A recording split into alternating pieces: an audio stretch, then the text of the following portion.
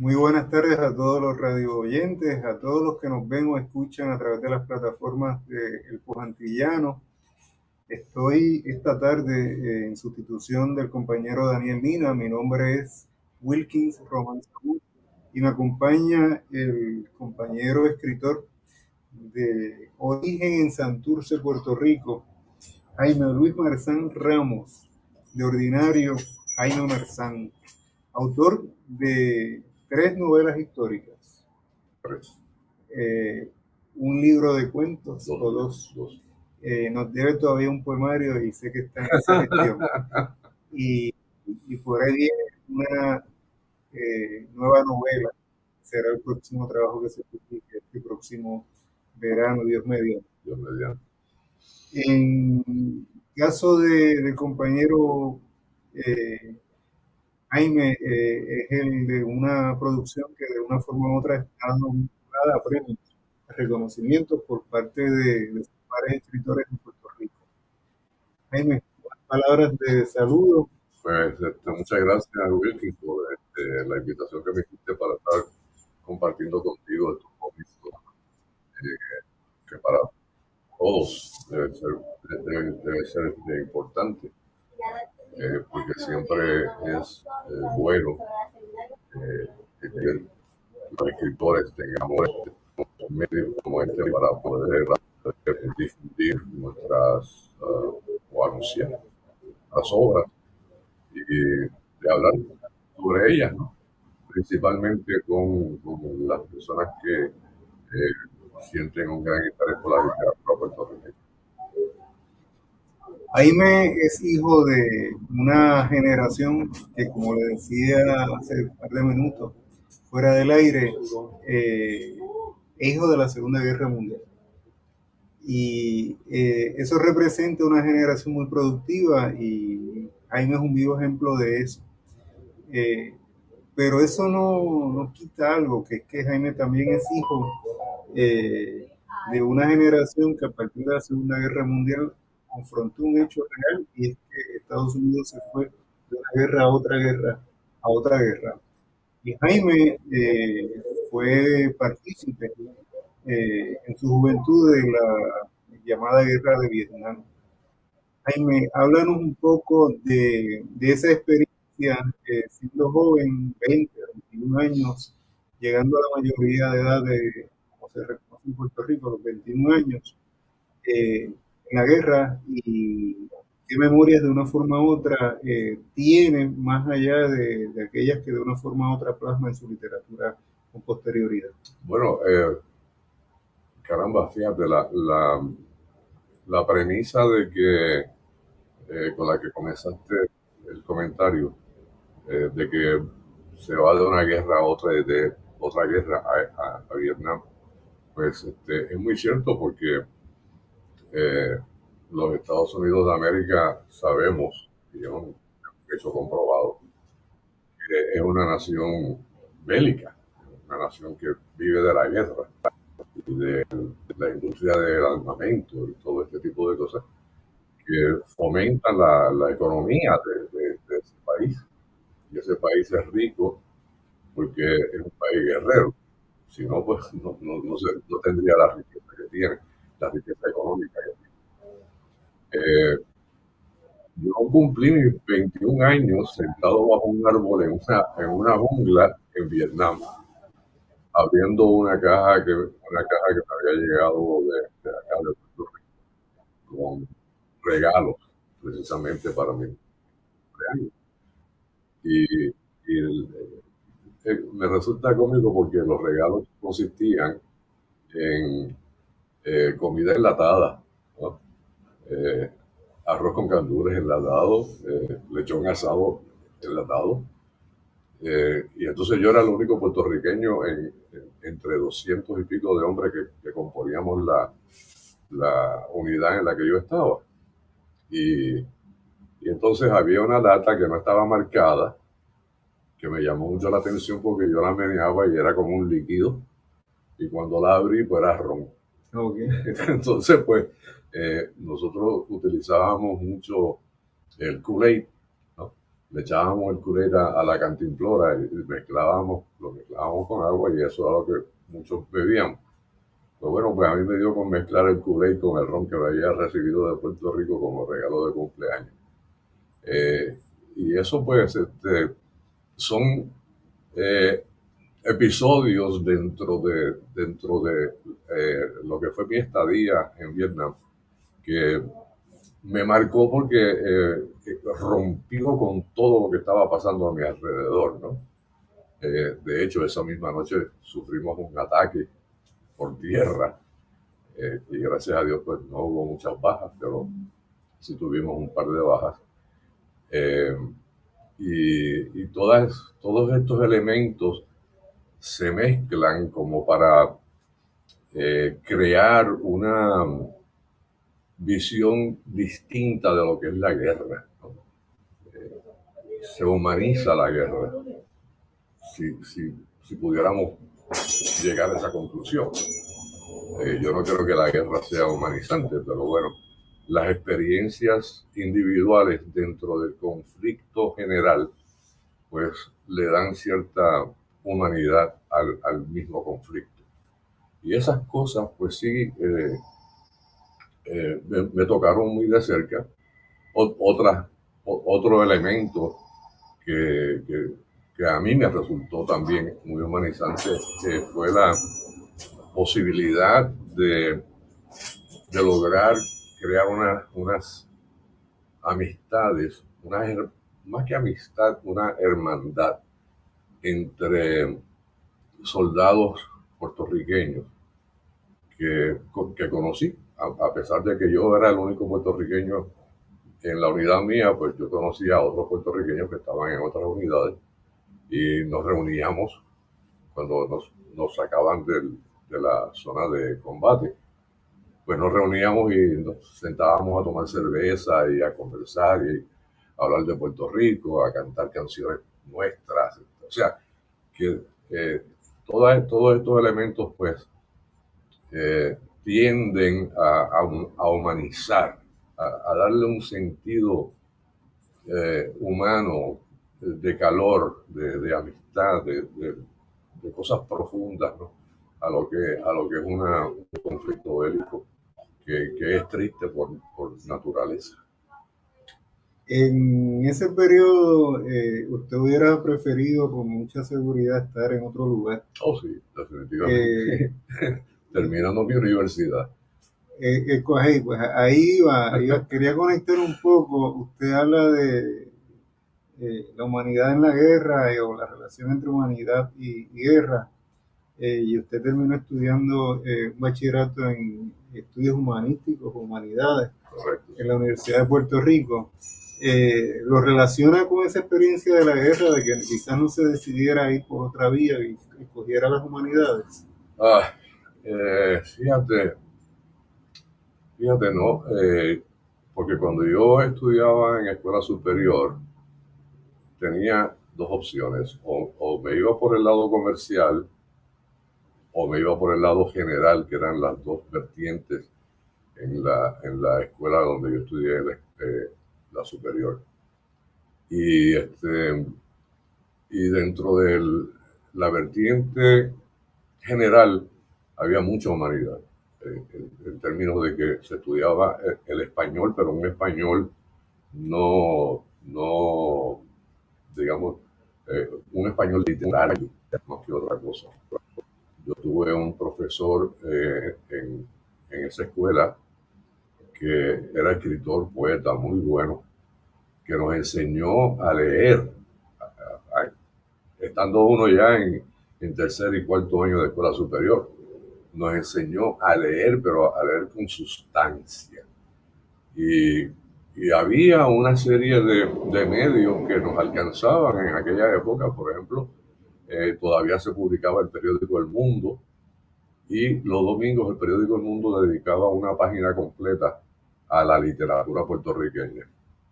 Y ahí pues se publicaban cuentos cortos, se publicaba mucha poesía, se daban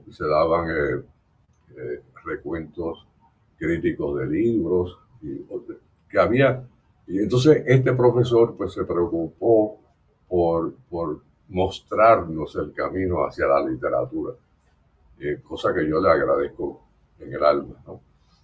Eh, Rivera Figueroa se llamaba él, de apellido. Y entonces pues cuando yo entro a la Universidad de Puerto Rico, te voy a decir el año, 1964, todavía yo sigo estudiando en la Universidad de Puerto Rico, estoy haciendo mi doctorado en estudios hispánicos. Eh, y cuando voy a matricularme, que tengo que apuntar mi número de estudiante que empieza con 64, la gente me mira y dice, tú entraste a la universidad en el 64, ¿sí? Pero luego de mi primer año de estudios en la Universidad de Puerto Rico, eh, yo tenía un trabajito en una agencia de alquiler de autos y me quedé sin trabajo. Entonces, pues, al quedarme sin trabajo no tuve el dinero para pagar matrícula. Cuando eso Vietnam estaba empezando a calentarse, pero yo no tenía ni conciencia de Vietnam ni aquí en Puerto Rico en esos momentos había ningún tipo de organización ni cívica ni de ningún tipo que estuviera en contra de la guerra, ni habían alborotos sobre Vietnam, eso no existía. Y pues me toca eh, quedarme fuera de la universidad porque no tenía el dinero para pagar la matrícula. $90 en aquella época. $90 era la matrícula. Me quedo fuera de la universidad y entonces pues ahí nada, en menos de un mes recibo la carta del servicio selectivo de que me han cambiado la clasificación y que ahora estoy sujeto a que me llamen, y aquello fue todo una tragedia. Y lo que hice fue que adelanté el llamado. Okay. Ellos me tenían, se suponía que me iban a llamar en diciembre y yo lo adelanté para octubre. Perdón, lo que me dio ocasión de completar mi entrenamiento básico, que son 8 semanas, entre octubre, noviembre y parte de diciembre, regresar a Puerto Rico por 30 días de vacaciones, volver otra vez a los Estados Unidos a tomar entonces el entrenamiento avanzado de infantería y de ahí a la Vietnam. Yo le estaba hablando un poco antes de la entrevista también, de cuál era la relación que usted tenía con el mundo de los caballos.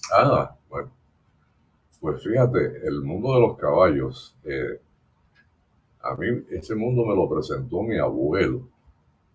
De hecho, uno de los proyectos que tengo pendiente, una novela sobre él, porque mi abuelo tuvo una vida muy curiosa. Eh, pues mi abuelo, cuando yo era un niño, chiquitito, pues él fue mi padre de crianza. Un día domingo nos dijo, vámonos para el parque. Entonces, pues nos montamos en el carro, un carro grandísimo de aquella época, y nos llevó al parque. Bueno, ¿qué era el parque? Bueno, el parque era el Parque Internacional, que quedaba justo donde está el Aeropuerto Internacional Luis Muñoz Marín, ahí en Isla Verde. Eso era el Parque Internacional. Y en ese parque pues había un señor que alquilaba caballos para pasear por todo el parque. Y yo me antojé de montarme en un caballito de aquello, caballo vivo, de verdad, ¿no? Y ahí comenzó mi amor por los caballos, increíble.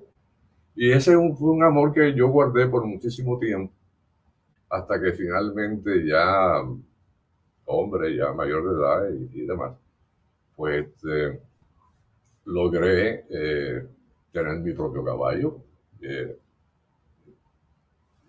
hacer cabalgatas y todo este tipo de cosas. Eh, Tuve la oportunidad de compartir muchas cabalgatas con el recientemente fallecido Floro Berríos, el presidente de la mueblería Berríos aquí en Puerto Rico. que falleció la semana pasada, que era un caballero de los caballos, una persona que era muy amante de los caballos y tenía una finca en Sidra, una finca de 486 cuerdas de terreno para cabalgar. Una cosa extraordinaria.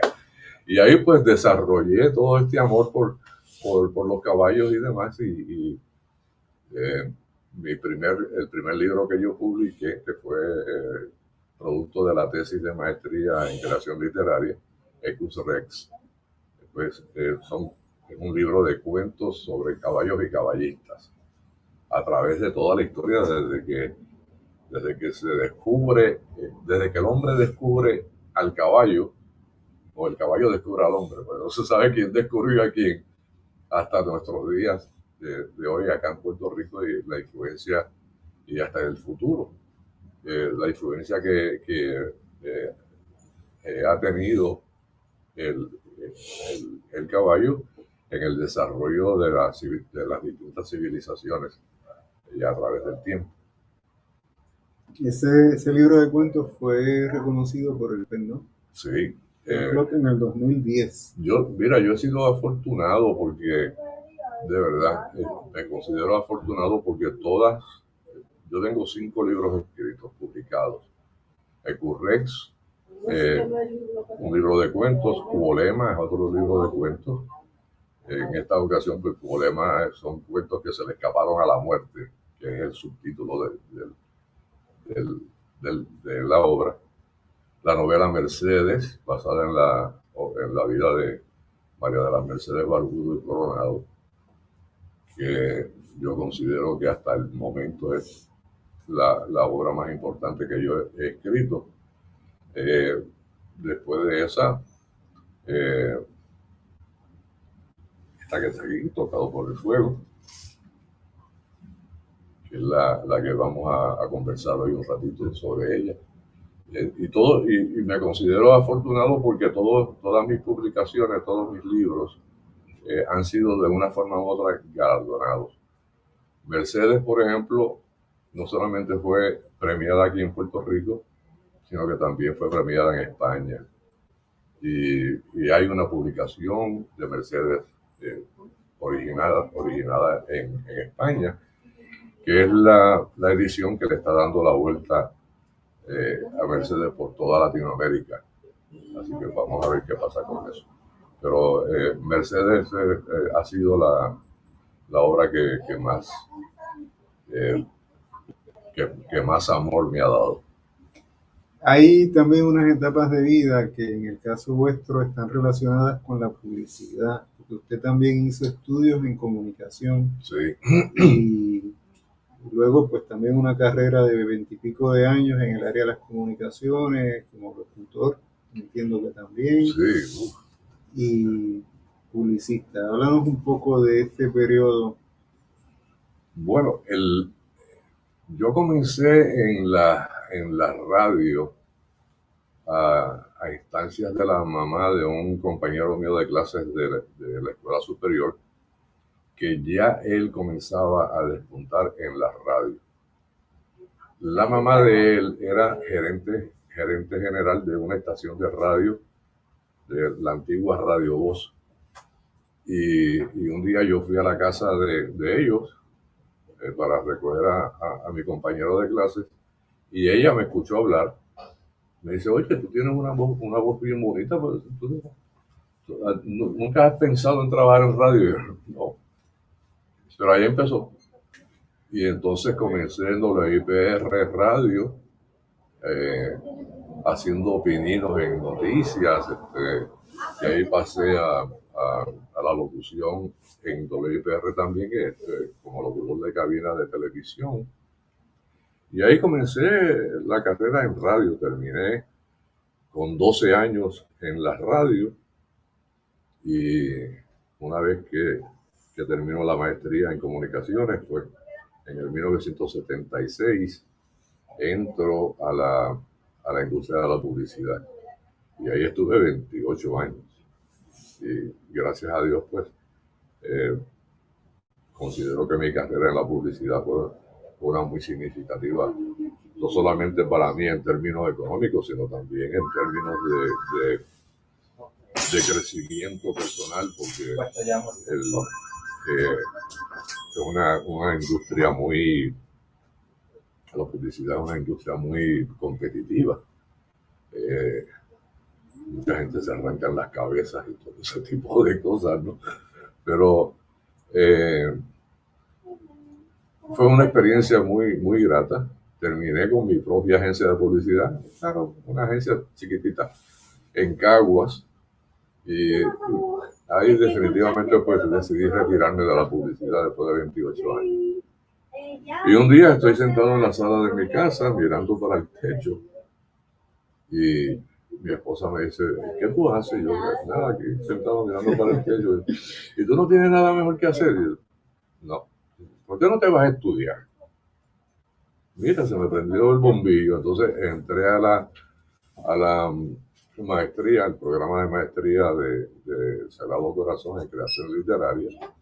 Ahí termino la maestría, se publica en Currex y entonces entro de vuelta a la Universidad de Puerto Rico para comenzar el doctorado.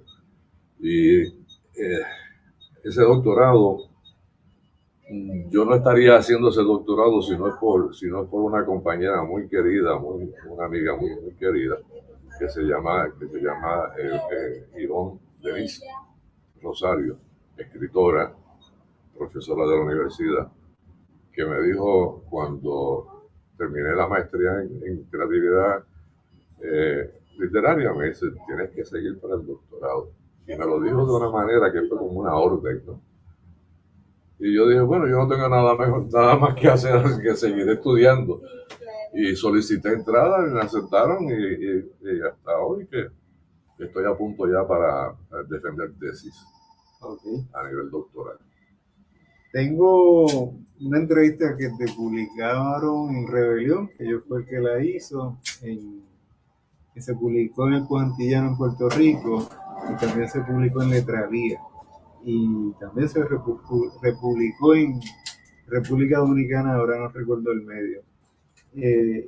Y en el caso de Rebelión tiene por título una cita vuestra. Creo que el haberme convertido en literato ha completado al ser que habita en mí. Hay mucho de ti en tu trabajo creativo. Hubo mucho de ti, de tu propia experiencia como puertorriqueño en tu trabajo como publicista.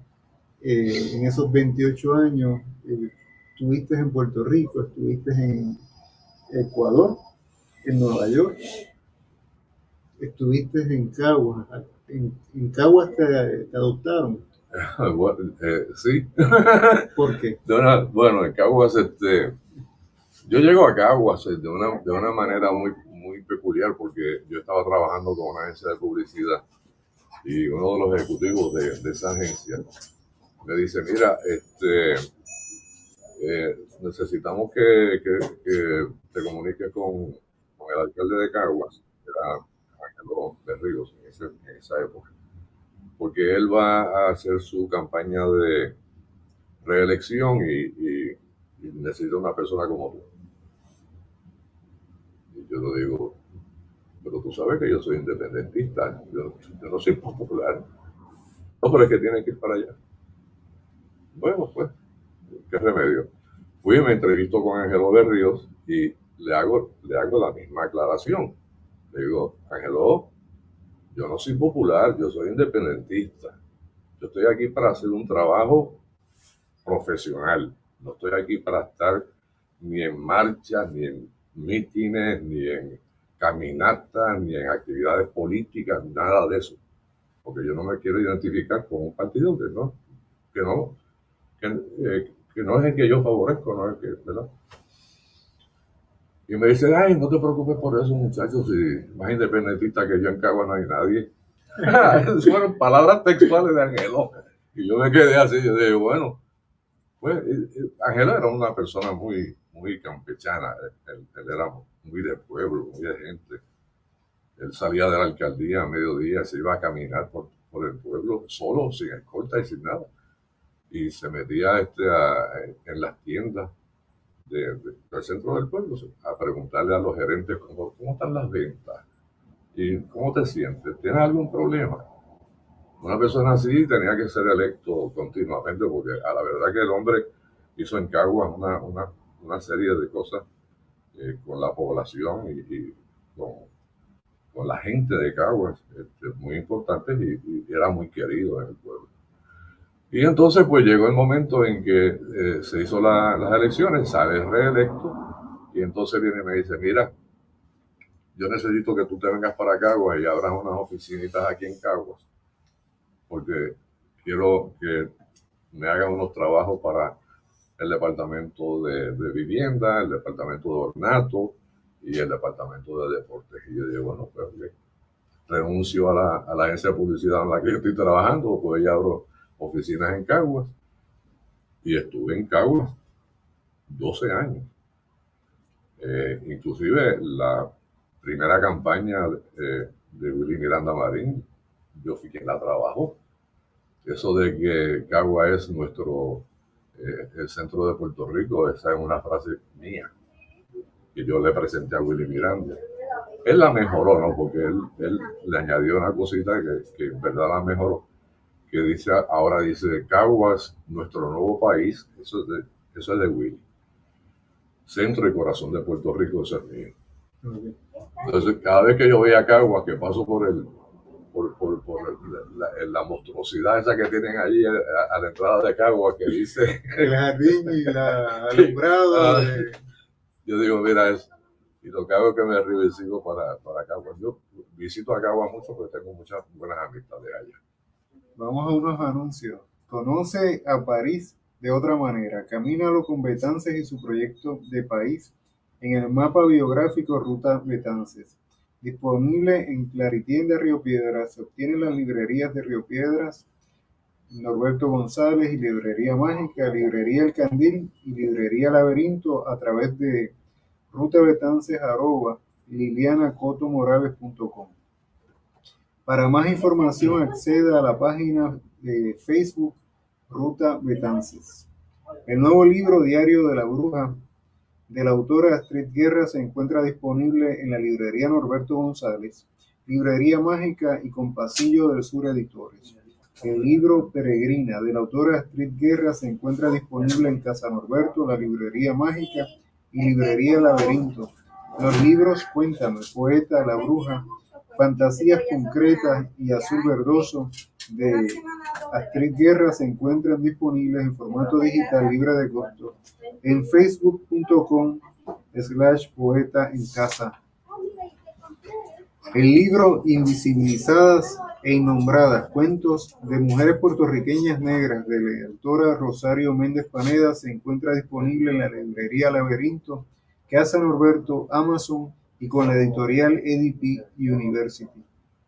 Los libros del escritor Daniel Torres, Lucy, tú que sabes, de la editorial Genomo Literario, fin de la dragalogía que comenzó con Morirás si da una primavera y siguió con Conversaciones con Aurelia, disponible en Amazon. Fusilado Dios, poemario místico contemporáneo, se encuentra disponible en islanegra.com. Sigue la página de Facebook Desinformando por Victoria Cerame, en donde se comentan las noticias del día en décimas, con la meta de promover la décima como medio poético de expresión todo el año y también dar un poco de humor.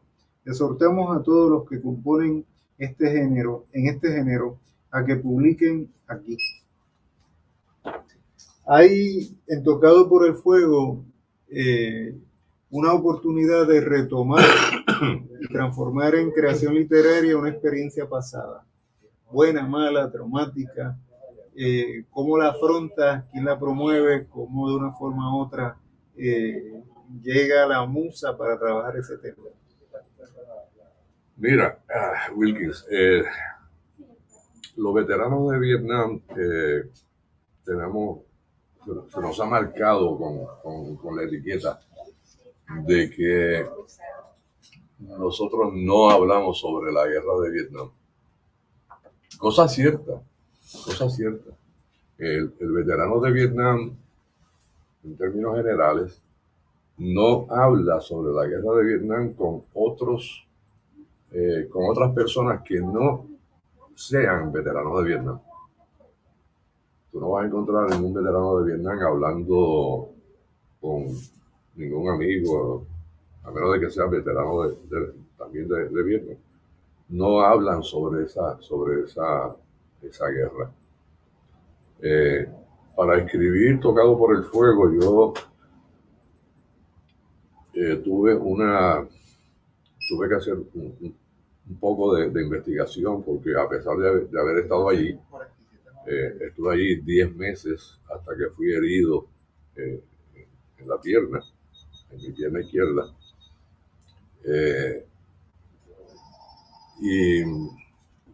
Pero yo no sabía qué era lo que estaba pasando, ni por qué las cosas pasaban.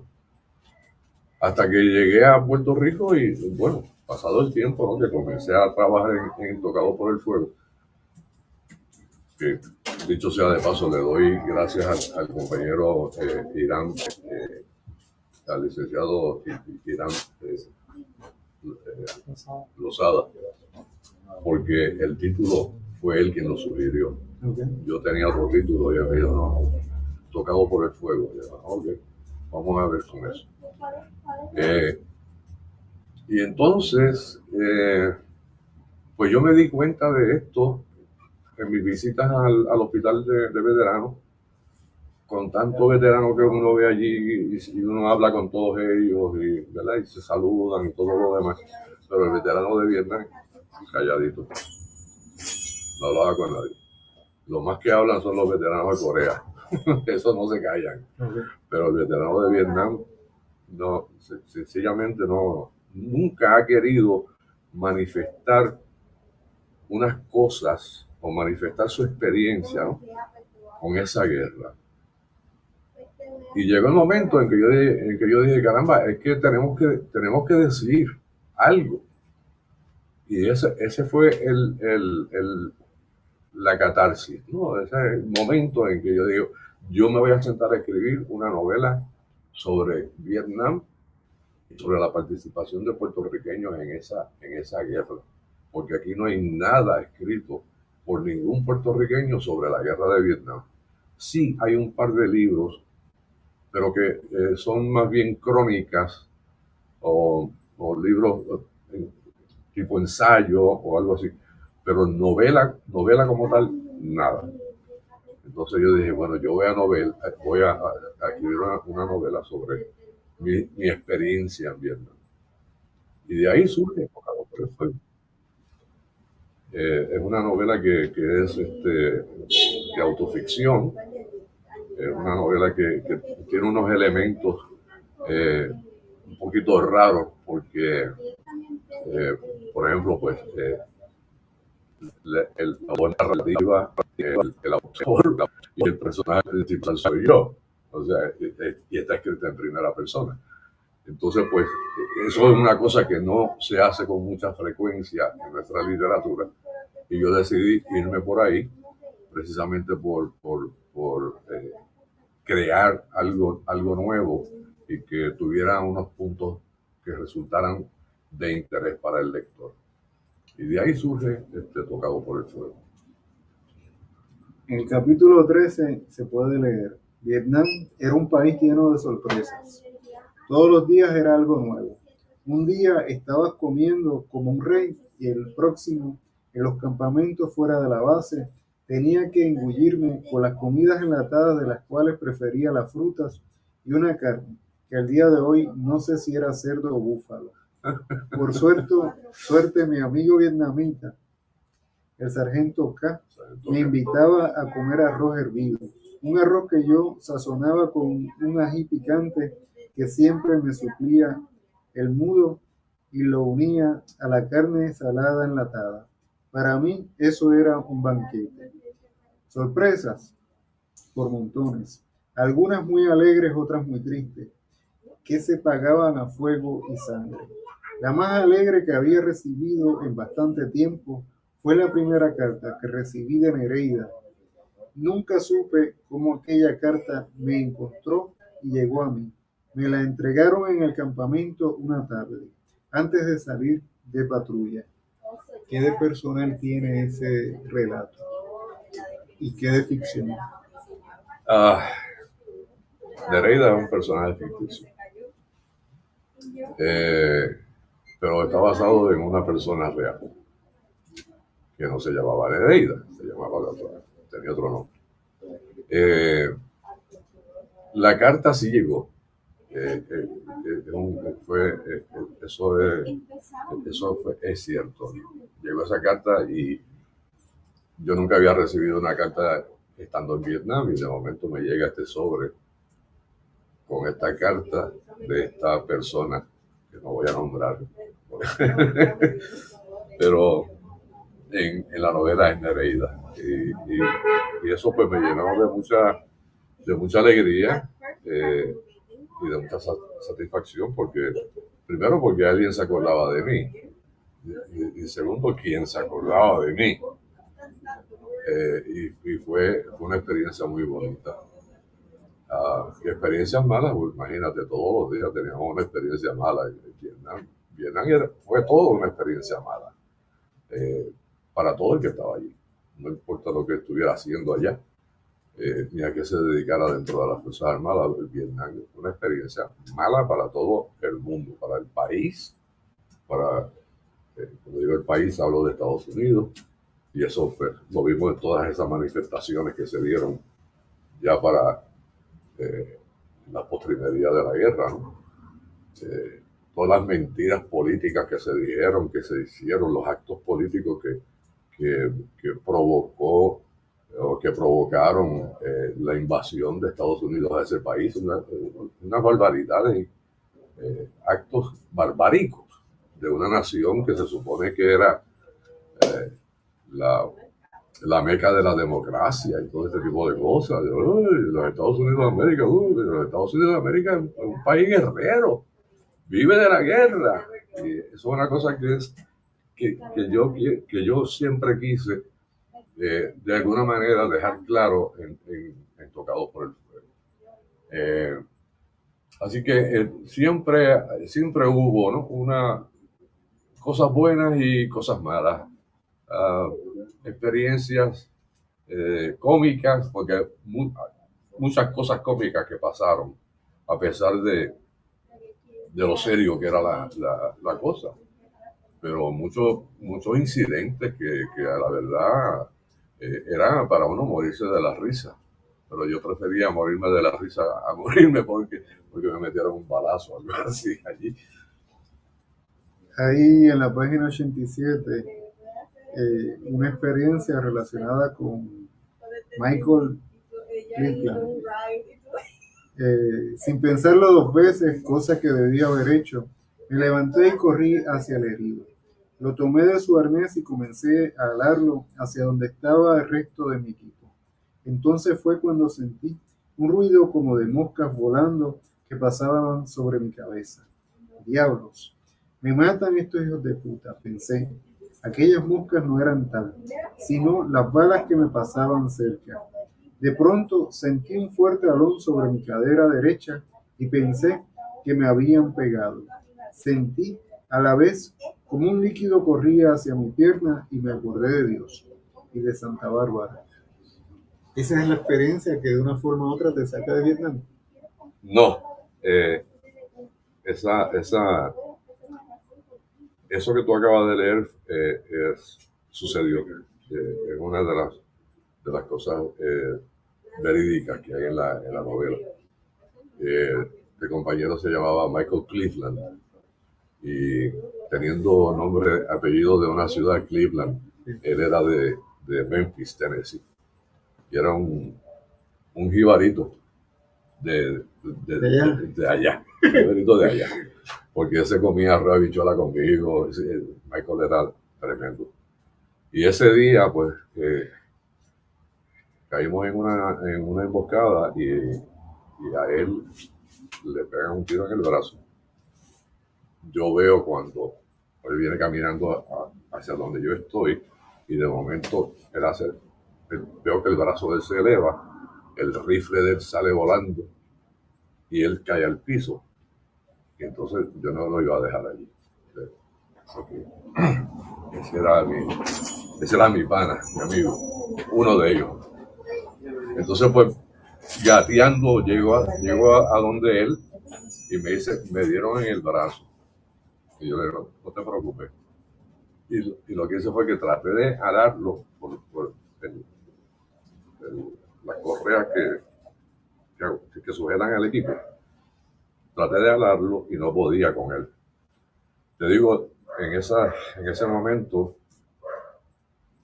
yo pesaba 126 libras, con 5 pies 10 pulgadas que mido. Y cargaba 70 libras de equipo en mi espalda. Yo no sé cómo yo lo hacía, pero lo hacía.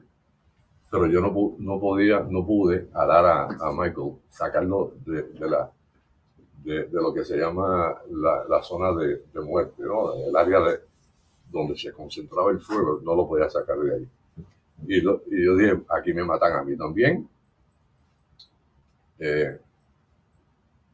Y entonces lo que hice fue que me trepé el cuerpo de él sobre mí y gateando de espalda lo saqué de allí. Y fue una experiencia muy, muy loca porque puse en riesgo mi propia vida. Y el hecho de que me dieron un balazo que me voló la cantimplora, Okay. que yo la tenía en el lado derecho de la cintura. Y yo sentí el jalón y entonces sentí el líquido. Y yo dije, me dieron. Entonces, ese líquido que está corriendo es mi sangre, ¿no? Y como te dije hace un rato, agua mezclada con Kool-Aid, rojo. Pues entonces, cuando hago así, es rojo. Y yo dije, hasta que llegué. Gracias a Dios que no pasó de ahí, pero fue una noche, una experiencia bien loca, sumamente loca, caótica, hasta más no decir. Y estuvimos bajo fuego enemigo por más de 6 horas. Y aquello parecían 6 semanas en vez de 6 horas. Y aquello fue una cosa de locos. Pero sucedió, tal y como está ahí. Vamos a otros anuncios. Libro Los que merecieron mi cuna, segunda edición 2022 de Lucía Margarita Cruz Rivera. Esta edición es aumentada y comentada, incluye estudios sobre la obra, disponible en amazon.com y en Casa Norberto. El libro La Gran Ausente, la maestra Celestina Cordero Molina, de la autora Zulmari Alberio Ramos, se encuentra disponible en Amazon, Librería El Candil en Ponce, con la editorial EDP University. Jaime, hay esa experiencia que me acabas de decir, que por ejemplo ese personaje Cleveland es un personaje real, y al principio hablamos de la relación que desarrollaste con compañeros puertorriqueños, con compañeros estadounidenses como él, con posterioridad a, al salir de Vietnam. ¿Mantuviste comunicación de una forma u otra, se relacionaron? Ah, sí, pero no con soldados norteamericanos. Por ejemplo, en el pelotón en el que yo estaba Michael Cleveland, estaba eh,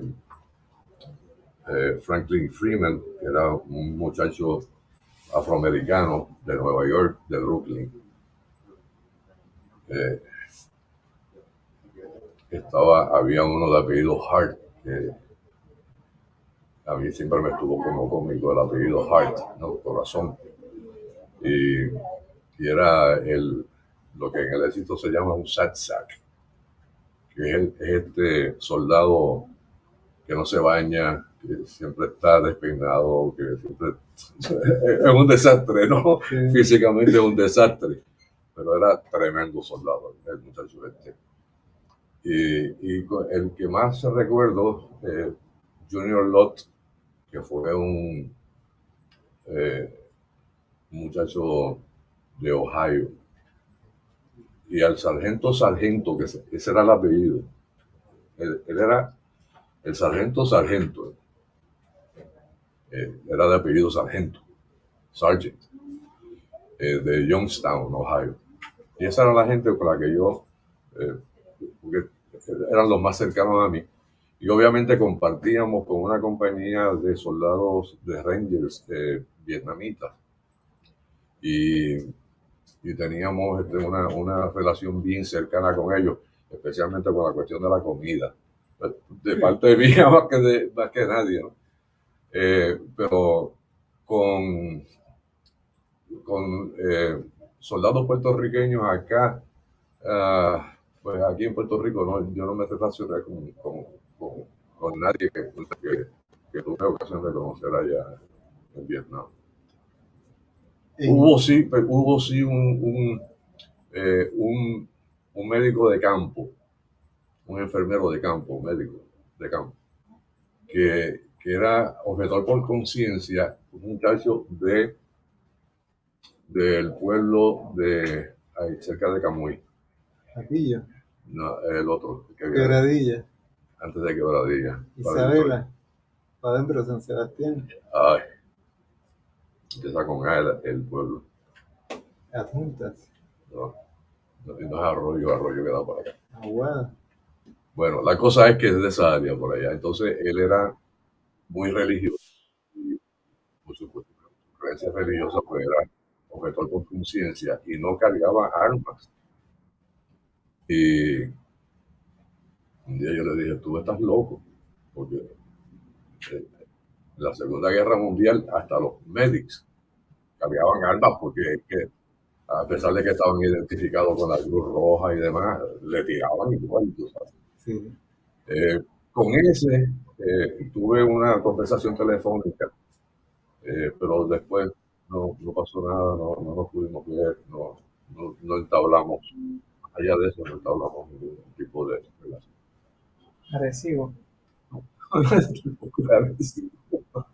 En el caso, por ejemplo, del personaje Nereida, no te pregunto por Nereida de por sí, sino el que veo que Cliff aparece en la novela. eh, Cuando fuiste a escoger los personajes y a identificarlos por los nombres propios de ellos, esta es una selección a base de los que estaban dentro del escenario de la guerra, a eso les mantuviste el nombre, sí. Y a los que no... Correcto. A los personajes ficticios, obviamente, pues no, le di un nombre distinto, aunque estaban basados en personajes reales, pero pues este personaje no es eh, eh, la participación en la narrativa del personaje no era como para que se identificara con el nombre propio de la persona, ¿no? En el caso de Cleveland y de Franklin y de Hart y de todos los otros, y eso sí, porque eran compañeros del pelotón en el que yo estaba. A Junior Lott, que fue el último que te mencioné, a ese lo perdimos en esa emboscada en que hirieron a Cleveland. A Junior Lott, que era mi radiooperador. Ya yo comandaba una escuadra de 11 hombres y él era mi radiooperador y me lo mataron en esa emboscada. Aquello fue una cosa triste, muy triste. Y cuando tuve ocasión de ir a Washington DC a ver el monumento donde están los nombres de las víctimas, pedí que me buscaran el nombre de él y allí está. Tocado por el Fuego fue reconocida por el Instituto de Literatura. Sí. Esta es una novela que de una forma u otra es tu último trabajo publicado. Me dices que estás haciendo tesis, que ya técnicamente es lo que te falta, qué temas estás trabajando, que... Bueno, a nivel de tesis, lo que estoy trabajando es la misma, la novela histórica en Puerto Rico. Yo entiendo, perdón, entiendo que en Puerto Rico hace falta eh, que se publiquen más novelas históricas con personajes nuestros. Aquí hay una ausencia bastante marcada de autores que manejan la historia puertorriqueña. Ahí tengo que sacar a unos cuantos, ¿no? Pero la novela histórica es un género que no se practica, que no se produce. Y es una desgracia porque nosotros tenemos, como pueblo, tenemos una historia tan rica, con tantos personajes, que se pueden hacer tantas cosas a nivel de la publicación de novelas históricas. Y eso es lo que yo estoy tratando de propulsar con las obras que yo escribo. Hablamos de una forma u otra de Mercedes. Y hay una segunda novela que es Rita, 2013. Sí. Pues Rita nace de un comentario que me hizo un compañero escritor, porque después de haber leído Mercedes, me dice, ¿y qué pasó con Rita? Como que Rita se quedó en nada. Rita era sobrina de Mercedes, en la vida real. Eso, hija de Rosario, la hermana mayor de Mercedes. Y entonces yo dije, caramba, mira qué cosa. Pues nada, me senté y escribí en menos de un mes, escribí la novela Rita. Me senté y aquello fluyó tan bonito que me salió así, ¿verdad? Y ahí es que nace Rita. Y el periplo que tuvo que hacer, ¿no? Para conseguir Y finalmente. se salió un mes y fue premio. Y sí, gracias a Dios que, por eso te estaba diciendo que yo me siento bien afortunado porque todas mis publicaciones han sido premiadas de una manera u otra, todas. Desde Currexa, Colema, Rita, Mercedes, Tocado por el Fuego, y espero que la próxima también, ¿no? Estaba comentando con el compañero técnico. Ajá, háblanos de qué viene por ahí, que ya se está jugando para publicación. Sí, bueno, hay dos cosas que estamos trabajando. Una de ellas es otra novela histórica basada en parte de la vida de mi abuelo. Mi abuelo, cuando los americanos invaden a Puerto Rico en el 1898, mi abuelo tenía 17 años y vivía en Barceloneta. Y las tropas españolas que estaban acantonadas en Manatí salen de Manatí, pasan por Barceloneta camino a Arecibo para luego subir a Utuado y hacerle frente a las tropas americanas que venían por esa vía. Y cuando pasan por Barceloneta se llevan a toda la juventud, cuanto muchachos había en la calle se lo llevaban y en el camino te entrenamos a cómo disparar y todo. Y entre ellos estaba mi abuelo. Mi abuelo, posteriormente, una vez termina la cuestión de la invasión y la guerra, se convierte en un tiznado. Aquellos elementos que se reunían para ir a vengarse de los españoles que tanto daño le habían hecho y quemaban las haciendas y atacaban de noche, hacían barbaridades. Y entonces pues esa novela que ya está comenzada, se titula Lolo de los Tiznados.